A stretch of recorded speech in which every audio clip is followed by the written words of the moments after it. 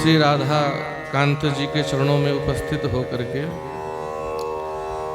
हम आप सबको राम कथा श्रवण करने का सौभाग्य प्राप्त हो रहा है।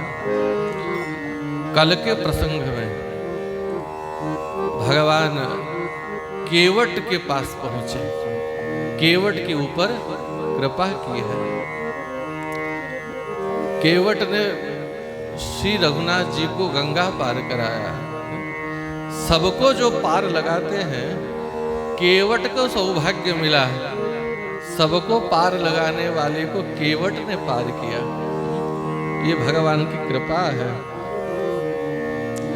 बहुत कीन प्रभु लखन सिय, नहीं कछु केवट ले। बार बार राम जी ने कहा कि केवट कुछ ले लो, कुछ ले लो। लक्ष्मण जी ने कहा कि केवट भैया कुछ ले लो, कुछ ले लो।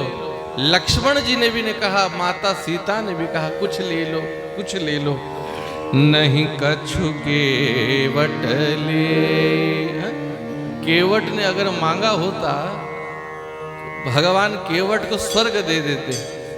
जो चाहता केवट भगवान उसे दे देते। पर केवट ने भगवान से कुछ मांगा नहीं, केवल मांगा दीन दयाल अनुग्रह तोरे।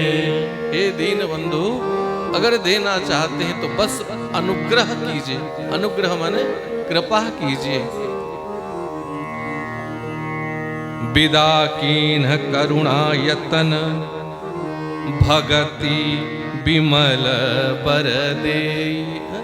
तो केवट को क्या मिला? भगति विमल बर दे। भगवान ने केवट को भक्ति प्रदान कर दी। मुक्ति ददाति करहिजित मन भक्ति जोग। भगवान सरलता से मुक्ति भी दे देते हैं, पर भक्ति देते नहीं है। निष्काम भक्तों को ही भक्ति प्राप्त होती है। जाही न चाहिए कबहु कछु, तुम सन सहज स्नेह। आगे वाल्मीकि जी कहेंगे, प्रभु जिन भक्तों को आपसे कुछ नहीं चाहिए और आपके प्रति सहज स्नेह है, वह भक्त आपके अत्यंत प्रिय है। भक्ति देकर के भगवान ने केवट को विदा किया है। और केवट ने कहा, प्रभु वापस आते समय आप जो भी देंगे मैं ग्रहण करूंगा। चालाकी कर ली। मैंने इस बार भी वापस आते समय भगवान केवट के नाव से ही पार उतरेंगे। केवट को विदा करके भगवान गंगा जी के किनारे पहुंचे हैं। गंगा मात की माता जानकी के सहित लक्ष्मण और निषाद राज गुह सबने गंगा स्नान की है। और गंगा स्नान करने के बाद स्वयं माता जानकी गंगा जी की पूजन करते हैं। उपजही जासु अंश गुण खानी, अगणित उमा रमा ब्रह्माणी। जिनके अंश से अगणित लक्ष्मी, अगणित पार्वती, अगणित ब्रह्माणी, अगणित सची गंगा प्रकट होते हैं, वह माता सीता गंगा जी की पूजन कर रही हैं। साक्षात भगवती गंगा प्रकट हो गई। माता सीता ने वर मांगा कि हे भगवती गंगा, आप आशीर्वाद दीजिए। प्राणनाथ देवर सहित कुशल कोशला आई। प्राणनाथ माने श्री राम जी देवर लक्ष्मण जी के सहित 14 वर्ष वनवास काल सफल पूर्ण करके कुशल कौशला आई। हम सकुशल अयोध्या वापस आए। हे माता गंगा, आप आशीर्वाद दीजिए। जब स्वयं माँ जानकी आशीर्वाद मांग रही हैं, सबको आशीर्वाद देने वाली माता गंगा से आशीर्वाद मांग रही हैं। माता गंगा ने भी आशीर्वाद दिया। सुनो रघुवीर प्रिया वैदेही, तब प्रभाव जग विदित के हे रघुवर प्रिय, हे श्री राम प्रिय, क्या आपकी महिमा को हम नहीं जानते? केवल हम नहीं, तब प्रभाव जग विदित, सारे ब्रह्मांड में आपकी महिमा गूंज रही है। हे माता, आप स्वयं जगदम्बा हो, फिर भी आप मेरे सामने आशीर्वाद मांग रही हो मां। इसीलिए आशीर्वाद देता हूं,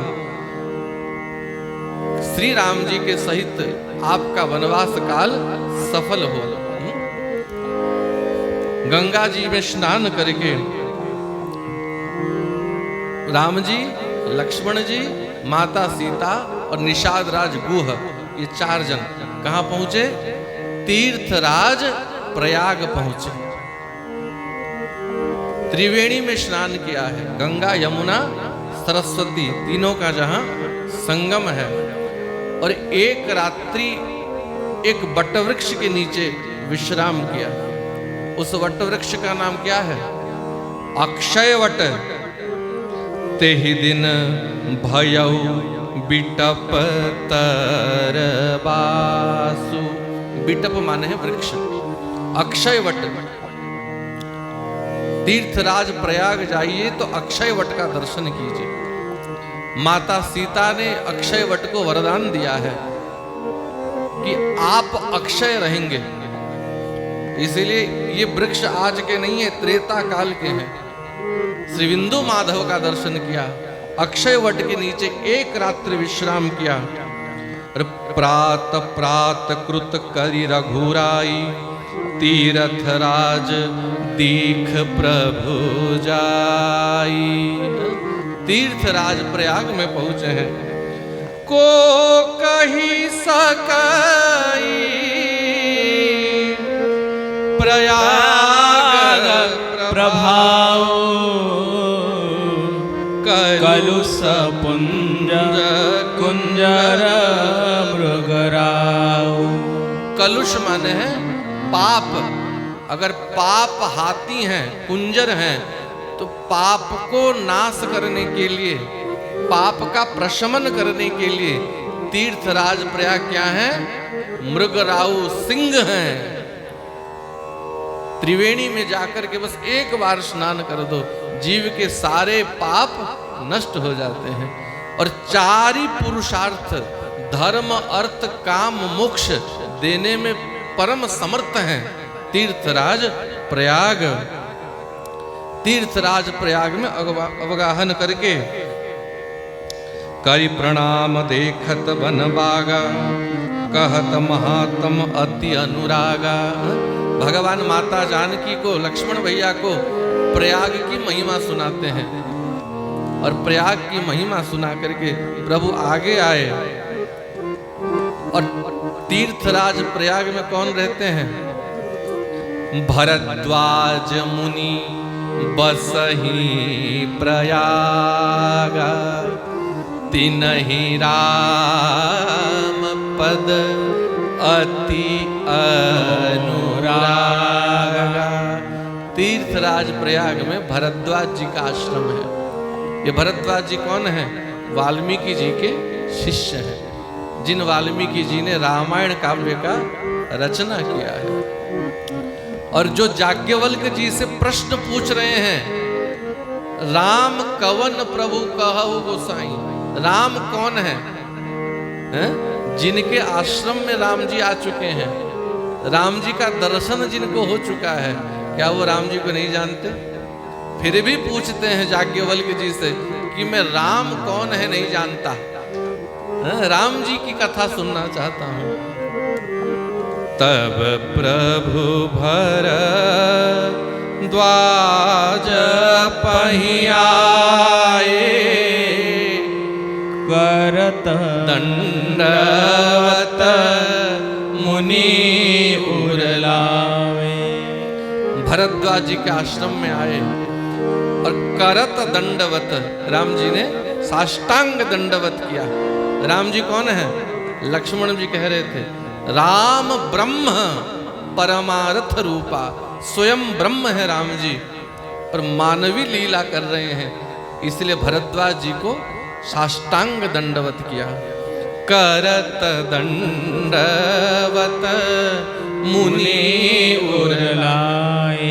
भरद्वाज जी ने राम जी को उठाया है, हृदय से लगाया है, आश्रम में लेकर के आए, चरण धुलाया है, आसन दिया है, कंद मूल फल अंकुरनी के बन के कंद मूल फल ला करके दिया। अंकुर, अंकुर माने अंकुरित फल। बढ़िया सेवा राम जी की है। थकान मिट गए और हाथ जोड़ के राम जी के पास बैठे हैं भरद्वाज जी और कहते हैं, हे रघुनाथ, आज हमें आपको कुछ कहना है। राम जी ने कहा, कहिए क्या कहना है। हे रघुनाथ, हम वन में निवास करते हैं, तपस्वी वेश में रहते हैं, योग यज्ञ अनुष्ठान करते हैं, पर हे रघुनाथ, आज आपके दर्शन से हमारे योग यज्ञ अनुष्ठान सब सफल हुए। आज सुफल तप तीरथ त्यागु, आज सुफल जप जोग विराग, सफल सकल शुभ साधन साजो, राम तुमहि अवलोकत आज। ध्यान दीजिए, तपस्या, तीर्थ यात्रा, त्याग, जप, जोग, वैराग्य, शुभ साधन तब तक सफल नहीं होते जब तक श्री राम जी के चरणों में प्रेम नहीं होता।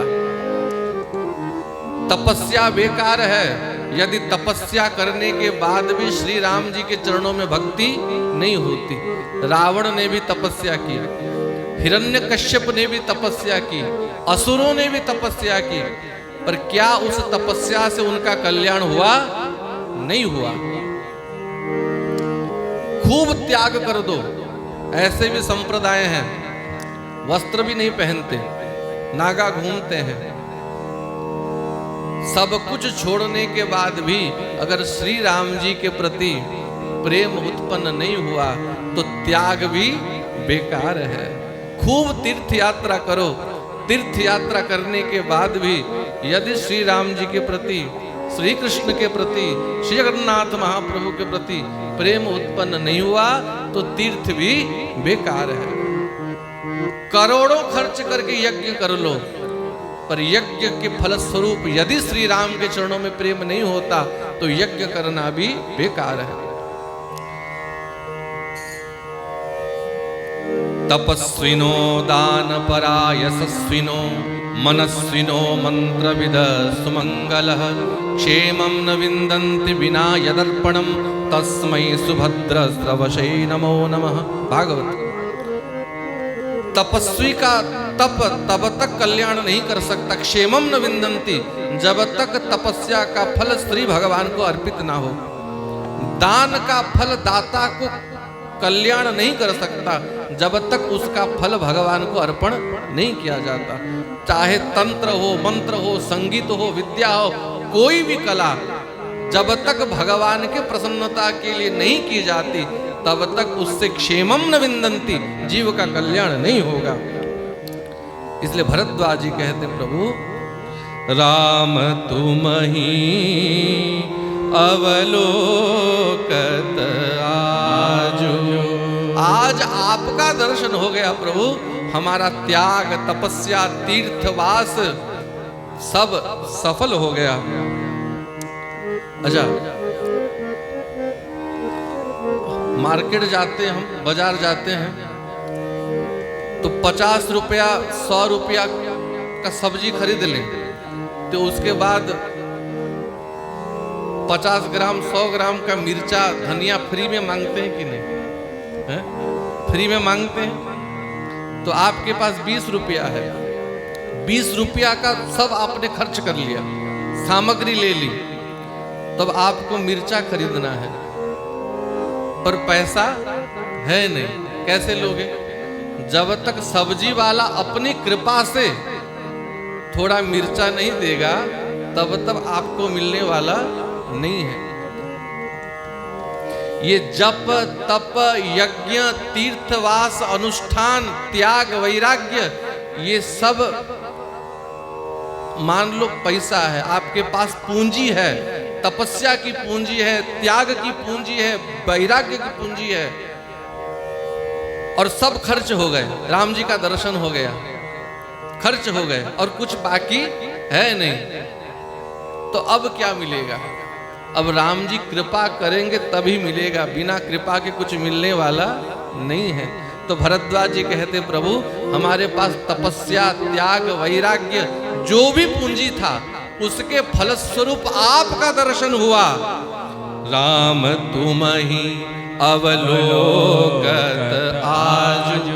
अब हम कंगाल हो गए प्रभु, हमारे पास और कुछ बाकी नहीं है, इसीलिए अब करी कृपा देहु बर। अब हमारे पास साधन का कोई पुंज बाकी नहीं है, साधन का बल नहीं है, अब आप कृपा कीजिए। अब करी कृपा देहु बर, निज पद सरसिज सहज स्नेहु। क्या मांगा? निज पद सरसिज, सरसिज माने कमल, आपके चरण कमल में हे राम सहज स्नेह हो जाए। सहज स्नेह क्या है? एक है जबरदस्ती स्नेह, माने भीतर प्रेम नहीं है, हम चेष्टा करते हैं कि प्रेम हो जाए, प्रेम हो जाए, तो ये जबरदस्ती वाला प्रेम ज्यादा समय टिकता नहीं है। अच्छा, श्वास लेने के लिए सोचना पड़ता है कि हम इतने सेकंड में एक बार श्वास लेंगे, सहज श्वास निकलता है। जैसे श्वास लेने के लिए हमको सोचना नहीं पड़ता, ऐसे ही हे रघुनाथ जी, हे श्री कृष्ण, हे जगन्नाथ, आपको प्रेम करने के लिए हमको सोचना ना पड़े, सहज हमारा प्रेम आपके चरणों में बन जाए, यही वरदान दीजिए। निज पद सरसिज सहज स्नेह। क्योंकि हे रघुनाथ, भरद्वाज जी कह रहे हैं, मन क्रम वचन छाड़ी छल, जब लगी जनन तुम्हार, तब लगी सुख सपने हो नहीं, किए कोटि उपचार। ध्यान से सुनना, मन कर्म माने क्रिया से, और वाणी वचन से, छल को छोड़ करके जब तक जीव जन माने मनुष्य भगवान का नहीं हो जाता, तब तक सुख सपने हो नहीं। जागृत अवस्था में छोड़ दीजिए, स्वप्न में भी सुख मिलने वाला नहीं है, किए कोटि उपचार। एक दो उपचार नहीं, करोड़ उपचार कर लो। उस पहाड़ा वाली देवी के पास जाकर के नारियल चढ़ा लो, कहीं घंटी बांध दो, कहीं से ताबीज पहन के आ जाओ, यज्ञ कर लो, कोटि कोटि उपचार कर लो, पर जब तक मन कर्म वाणी से चतुराई चालाकी को छोड़ करके अनन्य भाव से भगवान के शरण में नहीं जाओगे, तब तक स्वप्न में भी सुख मिलने वाला नहीं है। लोग कहते हैं कि हम बहुत भक्ति करते हैं, बहुत पूजा करते हैं, बहुत व्रत मंदिर जाते हैं, फिर भी हमको दुख मिलता है। क्यों? क्यों मिलता है जानते हो? क्योंकि आपके भक्ति में चालाकी है, मन क्रम वचन से अभी तक निस्वार्थ भाव से भक्ति नहीं बनी है। भक्ति तो करते हो श्री कृष्ण से, भक्ति करते हो राम जी से, कहीं कोई तांत्रिक मिल गया है, बोले आओ ताबीज पहन लो, रुपया पैसा मिल जाएगा, दुकान व्यापार चल जाएगा, भागे वहां ताबीज पहनने। किसने कहा उस दरगाह में चले जाओ, चादर चढ़ा दो, बड़ा सिद्ध दरगाह है, भागे दरगाह में चादर चढ़ाने। किसी ने कहा जाओ चर्च में कैंडल लगा लो, भागे वहां कैंडल लगाने। ऐसी भक्ति एक जन्म नहीं 100 जन्म करो फिर भी सुख मिलने वाला नहीं है। मनुष्य को अपने जीवन में बड़े बड़े महापुरुषों का संग मिल जाता है, संतों का संग मिल जाता है, और कभी कभी भगवान भी मिल जाते हैं, पर मनुष्य उनका मूल्य जान नहीं पाता और इसी कारण उसका लाभ उसे नहीं होता। एक बार एक नौका चलाने वाला नदी किनारे घूम रहा था, एक पत्थर मिला, चमकीला पत्थर। देखा बढ़िया पत्थर है, बोले इस पत्थर को अगर अपने नाव में टांग दूंगा तो बहुत सुंदर दिखेगा। तो एक रस्सी से नाव में पत्थर को टांग दिया और नाव घुमाता नदी के भीतर और बहुत प्रसन्न होता। एक बार एक मोची जानते हो ना, जूता चप्पल जो, हाँ, एक मोची नाव में बैठा तो देखा नाव में बढ़िया पत्थर लगा हुआ है।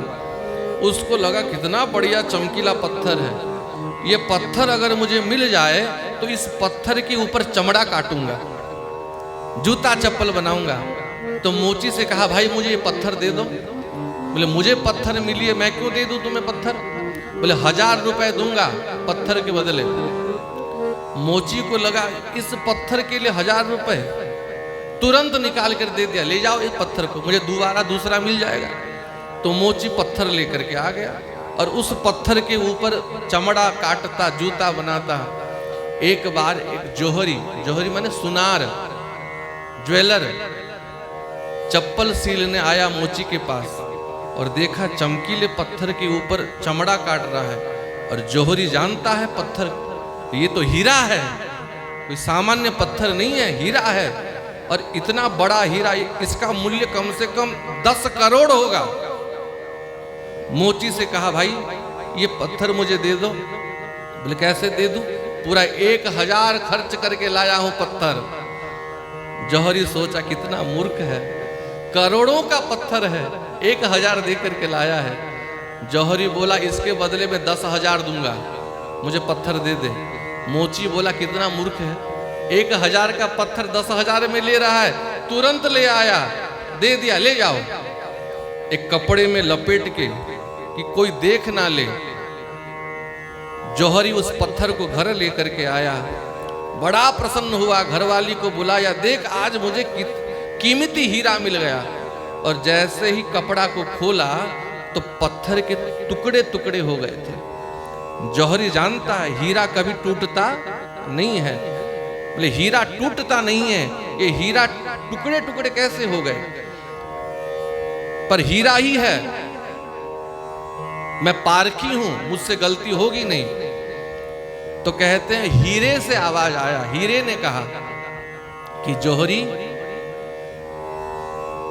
वो केवट मेरा मूल्य नहीं जानता था, इसीलिए नौका में टांग के घूमता था। मोची भी मेरा मूल्य नहीं जानता था कि मैं हीरा हूं, मुझे नहीं पहचाना, 1000 में ले आया। केवट मुझे नहीं जानता था, मोची मुझे नहीं जानता था, पर तू तो जानता था कि मैं हीरा हूं, और फिर भी तूने मेरा मूल्य बस 10,000 लगाया। इसी दुख के कारण मैं फूट गया। ऐसे ही हमारे जीवन में बड़े बड़े संत आ जाते हैं, महापुरुष आ जाते हैं, भगवान भी किसी रूप में आ जाते हैं, पर हम उनका मूल्य नहीं जानते। इसी कारण हमारा भाग्य रूपी हीरा भी फूट जाता है।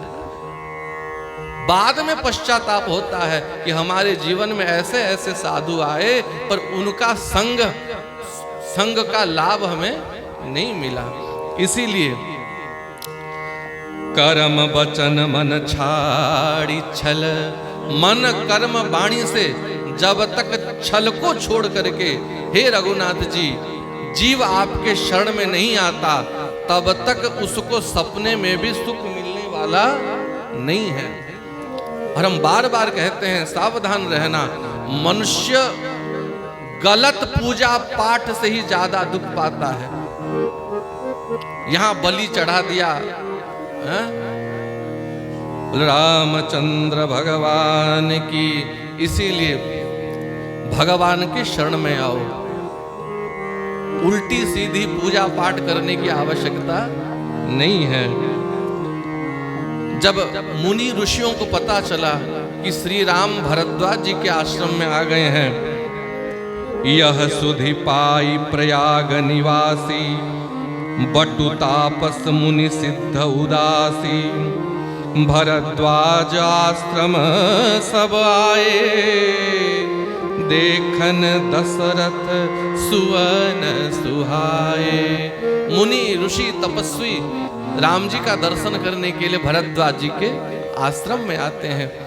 एक रात्रि भरद्वाज जी के यहाँ राम जी विश्राम करते हैं, और जब भोर हुआ राम जी भरद्वाज जी से पूछते हैं, क्या पूछते हैं? नाथ कहिय हम के ही मग जाहि। हे नाथ, हम किस दिशा में जाएं, आप हमें मार्ग बताइए। सबको मार्ग बताने वाले जगन्नाथ स्वामी नयन पथगामी भव तुम्हें। हम प्रार्थना करते हैं, जगन्नाथ महाप्रभु मेरे पथ के अनुगामी आप बनिए, आप मुझे पथ दिखाइए, मार्गदर्शन कीजिए। पर सबको मार्ग दिखाने वाले राम जी भरद्वाज जी से पूछते हैं, हे नाथ, हम के ही मग जाई, हम किस मार्ग में जाएंगे? अच्छा, आप किसी चौक में खड़े हैं, दोनों तरफ मार्ग है, और आप किसी से पूछेंगे बताइए हम किस मार्ग में जाएंगे, मार्ग बता पाएगा? पहले वो पूछेगा आप पहले बताओ आपको जाना कहाँ है? पहला लक्ष्य क्या है? बिना लक्ष्य के आपको मार्ग कौन दिखाएगा? कोई दिखा सकता है? भुवनेश्वर जाओगे कि भवानीपटना जाओगे कि रायगढ़ जाओगे, पहले निर्धारित करो, तब बताएंगे कि किस मार्ग से जाना है। जिस व्यक्ति को अपने जीवन में लक्ष्य ही नहीं पता, उसको कोई मार्ग दिखा नहीं सकता। पहले लक्ष्य निर्धारित करना है। और भरद्वाज जी से क्यों पूछते हैं भगवान मार्ग? भरद्वाज जी की महिमा बाबा तुलसी वर्णन करते हैं आगे बालकांड में। तापस समदम दया निधाना, परमारथ पथ परम सुजाना। भरद्वाज जी कौन है? तपस्वी हैं, सम दम इंद्रिय और मन को नियंत्रण में रखने वाले हैं, और दया के निधान हैं। और कौन है? परमारथ पथ परम सुजाना, परमारथ पथ के ज्ञाता हैं, परमारथ पथ। और राम जी कौन है? राम ब्रह्म परमारथ रूपा, राम जी स्वयं परमार्थ के स्वरूप हैं, और भरद्वाज जी परमार्थ पथ के ज्ञाता हैं। तो राम जी ने सोचा मैं स्वयं परमार्थ स्वरूप हूं, और मैं उसी से मार्ग पूछूंगा जो परमार्थ पथ के ज्ञाता हैं। इसीलिए भगवान भी यदि मार्ग पूछते हैं तो किसी संत से मार्ग पूछते हैं। मुनि मन बिहसी राम सन कहई, हैं? भरद्वाज जी जोर से हंसे, बोले राम जी संसार आपसे मार्ग पूछता है और आप मुझसे मार्ग पूछते हो। सुगम सकल मग तुम कहई। हे रघुनाथ, आप जिस मार्ग से जाओगे वो मार्ग आपके लिए सुगम बन जाएगा। फिर भी राम जी ने कहा आप मार्गदर्शन कीजिए। किसी संत के मार्गदर्शन से ही जीवन पथ सुगम बनता है, सरल बनता है। तब भरद्वाज जी ने 50 शिष्य बुलाए। कितने? 50 बटुक ब्रह्मचारी शिष्य, और उसमें से 4 मुख्य थे। मुनि बटुचारी संग तब दीन है। ये 4 बटुक कौन है? 4 वेद ही 4 बटुक ब्रह्मचारी बन करके आए हैं और राम जी के साथ कर दिया। बोले आप राम जी के साथ जाइए और राम जी को मार्ग बताइए। भगवान आगे आए हैं। उतरी नहाए जमुन जल जो शरीर समश्याम। त्रिवेणी पार करके जमुना किनारे आ गए और जमुना किनारे आकर के जमुना जी में स्नान करते हैं। बोल जमुने महारानी की जय। श्री राम जमुना जल में स्नान करते हैं। जमुना जी कैसे हैं? जो शरीर समश्याम। राम जी का जैसा रूप है श्यामल वर्ण, जमुना जी का भी वैसा ही रूप है।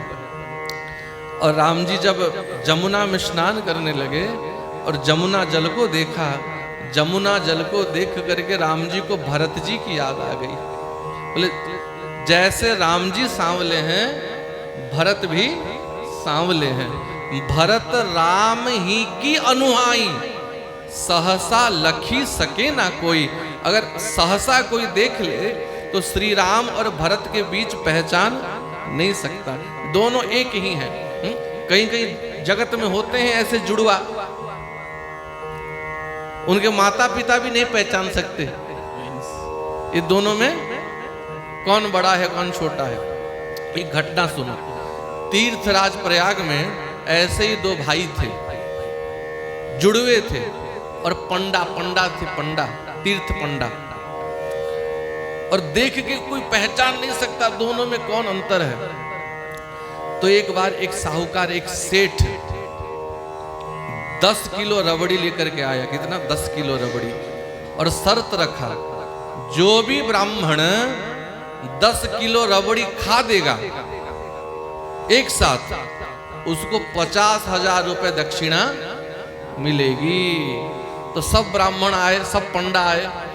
कोई कहा हम तो 2 किलो खाएंगे, कोई कहा 3 किलो खा लूंगा, कोई कहा 5 किलो तो खा लूंगा, उससे ज्यादा नहीं खा सकता। ये दोनों भाई में से एक वहां था, उसने कहा सेठ ला 50,000, मैं खा लूंगा 10 किलो रबड़ी। खा लोगे? हाँ खा लूंगा। पहले खाओ फिर दूंगा, पर एक शर्त है, पहले 5 किलो पीऊंगा, फिर गंगा जी में तैर के एक बार आऊंगा, हजम हो जाएगा ना, फिर 5 किलो पीऊंगा। बोले कैसे भी पियो पर पियो, 10 किलो एक साथ पियोगे तो फिर दक्षिणा मिलेगा। तो अभ्यास था, तो गट 5 किलो रबड़ी पी लिया। और पीने के बाद कूद गए जमुना जी में, गंगा जी में, और तैर के गंगा के उस पार से फिर आए, फिर 5 किलो रबड़ी कट पी लिए। हो गया ला दक्षिणा। सेठ भी प्रसन्न हो गया, आज तक नहीं देखा था ऐसा ब्राह्मण, 10 किलो रबड़ी पी गए। लियो दक्षिणा। दक्षिणा बांधा कमर में, फिर सेठ से कहा जय हो यजमान की जय हो, आशीर्वाद खूब दिया। तो सेठ ने भी हाथ जोड़ा, बोले ब्राह्मण देवता आप धन्य हो, आपका जन्म सफल है। 10 किलो रबड़ी एक साथ पीना कोई सामान्य बात नहीं है। फिर भी एक बात बताइए कि 10 किलो रबड़ी आपने पचाया कैसे? पचाया कैसे? ब्राह्मण बोले सेठ अब तो पैसा वापस मिलने वाला नहीं है, आ गया सो आ गया। तो भेद बता देते हैं, हम 2 भाई हैं। पहले मैं पी गया 5 किलो, गंगा के उस पार हमारा घर है, मैं तैर के चला गया घर, और भाई को भेज दे तू जा पी के आ 5 किलो। पहले जो आया था हमारा बड़ा भाई था, मैं छोटा भाई हूं, हम दोनों भाई मिल के पिए हैं। सेठ भी खुश हो गया, जय हो जय हो। तो राम और भरत, भरत राम हूं की अनुहाई। भरत जी को कोई देख ले तो राम जी सोच ले। तो जैसे ही जमुना जी को देखा, राम जी को भरत जी की याद आ गई, और भरत भरत कह करके राम जी रोने लगे। बोले जानकी लक्ष्मण मेरा भरत कैसा होगा? अयोध्या से वापस आते समय मैं अपने भाई भरत से मिल भी नहीं पाया। कह करके राम जी रोने लगे। और यमुना स्नान करके थोड़े आगे निकले तो यहाँ बाबा तुलसी कहते हैं, ते ही अवसर एक तापस आवा। वहां एक तपस्वी आकर के मिले राम जी से। कैसे थे? तेज पुंज लघु वयस सुहावा। तेजस्वी महात्मा थे, ज्यादा आयु नहीं था, लघु वयस। पर ये तपस्वी कौन है, यह भेद नहीं खुला। तो कोई कहते हैं कि हनुमान जी ही तपस्वी के वेश में आ गए थे, तो कहते हैं नारद जी आ गए, तो कोई कहते हैं ये गोस्वामी तुलसीदास जी आए हैं। क्योंकि जमुना किनारे आगे जाने से राजापुर गांव पड़ता है, और राजापुर गांव तुलसीदास जी का गांव है। जब तुलसीदास को पता चला कि सरकार हमारे गांव के पास आ गए हैं, तो मानसिक रूप से तपस्वी का वेश बना करके गोस्वामी तुलसीदास जी आए हैं। बोल रामचंद्र भगवान की। राम जी से भेटा, राम सप्रेम पुलकी उर लावा, परम रंक जनो पारस पावा। जैसे भिखारी को पारस मणि मिल जाए, राम जी का दर्शन करके उन तपस्वी को ऐसा लगा। राम जी ने गले से लगाया, और वहां से राम जी निषाद राज जी के साथ आगे बढ़े हैं। और मार्ग में राम जी जाते हैं, और जो भी राम जी को देखता है बस देखते रह जाता है। पुनि सिया राम लखन कर जोरी, जमुनहि कीन प्रणाम बहोरी। जमुना जी को प्रणाम करके आगे निकले हैं, और मार्ग में जो भी राम जी को देखता बस देखते ही रह जाते। कहवा से अइला धनुर्धर बटोई, कहवा से अइला धनुर्धर बटोई। जइबे कहाँ कौन धाम ए बबुआ, आपन बता दे तो नाम रे बबुआ, आपन बता दो नाम। मार्ग में कोल भील राम जी को देखकर पूछते कि प्रभु आप कहाँ से आए हैं? चक्रवर्ती के लक्षण आपके भीतर हैं, वनवासी वेश लेकर के आप आए हैं। कौन से राजा का भाग्य बिगड़ गया कि आप राज्य छोड़ करके आ गए? सुनि सब बाल वृद्ध नर नारी, चलहि तुरत गृह काज बिसारी। राम लखन सिय रूप निहारी, पाई नयन फल होई सुखारी। बाल वृद्ध नर नारी सब श्री राम का दर्शन करने के लिए भागे हैं, और राम जी जहाँ जहाँ जाते सब राम जी के पीछे पीछे जाते हैं, राम जी का दर्शन करते हैं। और गांव की नारियां बात करती कि भैया जब ऐसे सुकुमार ऐसे सुंदर वन में आ गए तो विधाता ने ये महल किस लिए बनाया है? अगर ये मुनिवेश धारण करेंगे, बलकल पहनेंगे, तो अलंकार आभूषण किस लिए बनाया गया है? अगर ये भूमि में शयन करेंगे तो सुंदर सुंदर पलंग किसके लिए बनाया गया है? राम जी का दर्शन सब करते, और राम जी वाल्मीकि जी के आश्रम में पहुंचे हैं। रामचंद्र भगवान की जय।